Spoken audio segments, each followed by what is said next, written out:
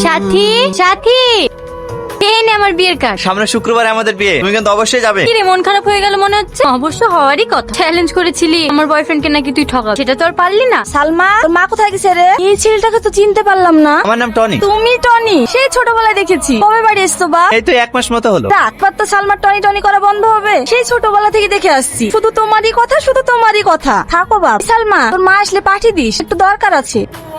তুমি তো ভীষণ জেদি, বান্ধবীর সঙ্গে চ্যালেঞ্জ জেতার জন্য আর কাকিমাকে রেডি করে রেখেছো। টনি, তুমি আমাকে এখনো ভুল বুঝছো। আমি তোমার সালমা। তুমি কি করলে তুমি বিশ্বাস করবে বলো তো? আচ্ছা আচ্ছা ঠিক আছে, আমি বিশ্বাস করেছি তুমি আমার সেই সালমা, আমার ছোটবেলার সাথী। I love you. এবার খুশি তো? আবার কান্না করছে কেন? আমি বললাম তো। এই সালমা, কিছু বলো তো। জানো টনি, আমাদের স্কুলের মধ্যে সব থেকে ভালো কান্নার অভিনয় করতে পারে সাথী। সে তো দেখতেই পাচ্ছি। তুমি কিন্তু অবশ্যই যেও, আমাদেরকে আবার অন্য জায়গায় যেতে হবে। আসছি, চলো। ভালো আছেন শাশুড়ি মা? কি ব্যাপার আপনি? মনে করিয়ে দিতে আসনু। 2 মাস তো প্রায় হতেই চললো, আর মাত্র 7 দিন বাকি। টাকা তো জোগাড় করতে পারবেন না, সেটা আমিও জানি। তাহলে বিয়ের জন্য কেনাকাটা শুরু করি।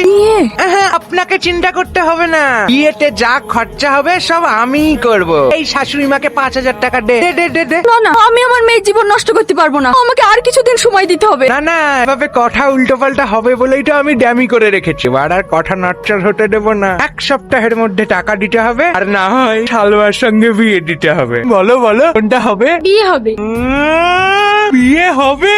হ্যাঁ, আমার মা কোনোদিনই টাকা জোগাড় করতে পারবে না। আপনি বিয়ের ব্যবস্থা করুন। ও বাবা বাবা, আজকে আমার খুব আনন্দ হচ্ছে। এক্ষুনি চাকরার কাছে গিয়ে 5 ভরি সোনার মালা গড়াতে দেবো। বলে ওই কথাই রইলো। এই চল চল চল চল চল। এটা তুই কি বললি মা? তুই মহেশ বাবুকে বিয়ে করবি? কি করবো বলো মা? এতদিন যার অপেক্ষায় ছিল সে তো আজ অন্ধকার। আর তাছাড়া আব্বার ঋণ শোধ করতেই হবে।